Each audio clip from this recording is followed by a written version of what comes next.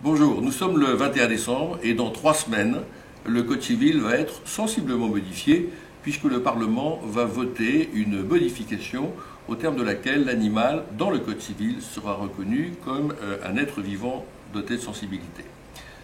Voilà des mois qu'on en parle, vous avez tous suivi les pétitions dans les grands quotidiens nationaux, dans les magazines, celles de 30 millions d'amis, celles de la SPA, vous avez entendu les déclarations des people, de M. Émeric Caron, de scientifiques, de juristes, tout le monde a poussé des cris d'orfraie parce que l'animal dans le Code civil n'était pas reconnu comme un être vivant doté de sensibilité.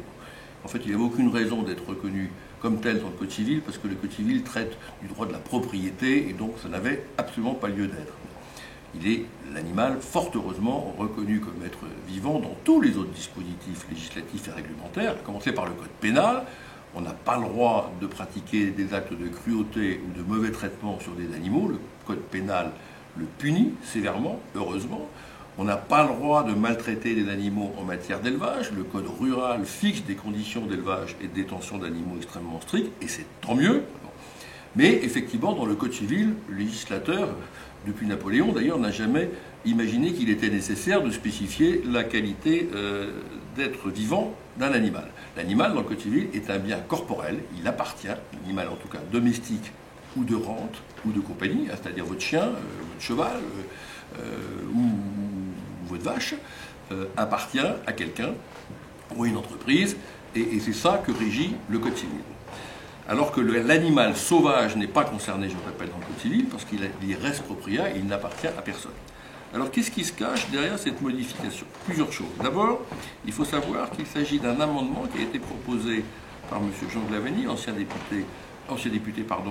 député, mais surtout ancien ministre de l'Agriculture, qui a profité d'un projet de loi qui n'avait rien à voir avec le sujet, la loi de simplification administrative, pour faire passer cette disposition.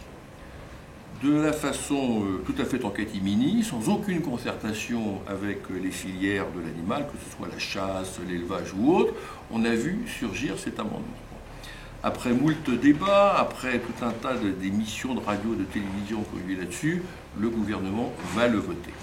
Sous le prétexte absolument fallacieux de mettre en concordance les codes, c'est-à-dire de dire qu'il n'est pas normal que le code pénal reconnaisse que l'animal est un être vivant, il n'est pas normal que le code rural reconnaisse la même chose et le code civil ne le reconnaisse pas. Je reprécise que c'est une fausse barbe, ça n'a rien à voir, et c'est l'argument qu'on a utilisé. Bref, cela va être fait. Alors qu'est-ce que ça change? Ça change, j'ai envie de dire, en réalité, pas grand-chose aujourd'hui. Pas grand-chose pour nous, puisque, effectivement, seuls les animaux de rente ou domestiques sont concernés, pas les animaux sauvages. Donc on ne pourra pas se porter partie civile sur le mauvais traitement, ou supposé mauvais traitement d'un lièvre qui serait poursuivi par un équipage de chasse à courre. En revanche, on pourra, en ce qui concerne les chiens, par exemple. Mais ça change surtout parce que derrière ces dispositions, il y a une volonté d'aller beaucoup plus loin. Et la volonté, je la dénonce extrêmement clairement, c'est la volonté de tendre vers le droit de l'animal, c'est-à-dire de faire de l'animal non pas un objet de droit, mais un sujet de droit.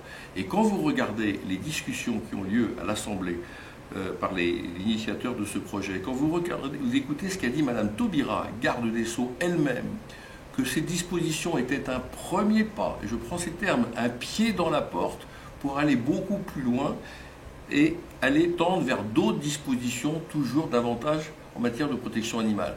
On voit bien que les instigateurs de ces dispositions sont en fait les chantres de la théorie du droit de l'animal, et il faut s'attendre à ce que la discussion rebondisse dans les mois à venir.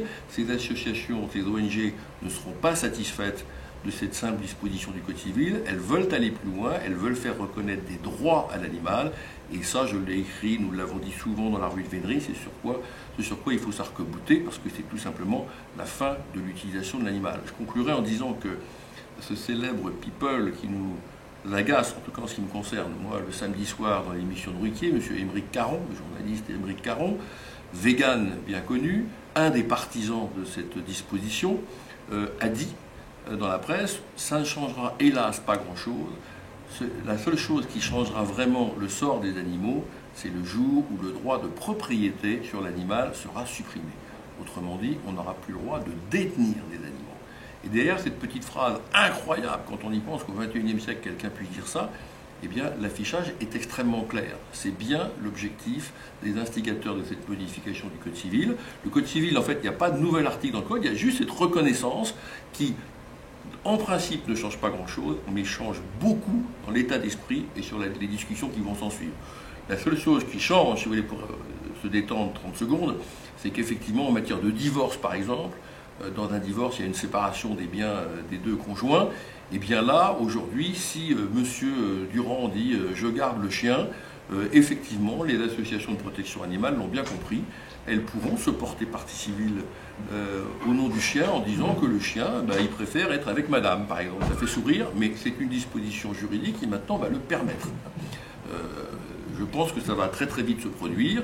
Ça sera un moyen pour les ONG de se gagner de l'argent, une fois de plus. Mais encore une fois, s'il faut retenir une chose, c'est un signal extrêmement fort qui est donné par la France sur ce sujet-là. Et je suis intimement persuadé que la partie n'est pas terminée.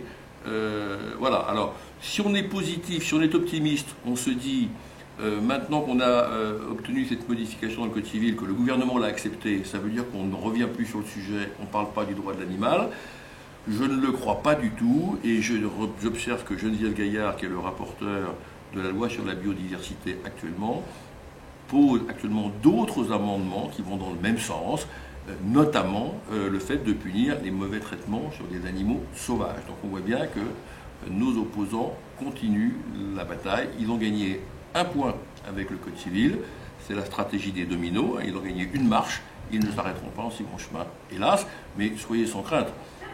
On est aux affaires, si je puis dire, le monde de l'élevage, le monde agricole, le monde du cirque, le monde de la chasse. Nous sommes tous conscients du danger et nous alertons les gouvernements et tout au moins les parlementaires sur les dangers qu'il y aurait à aller plus loin dans cette disposition.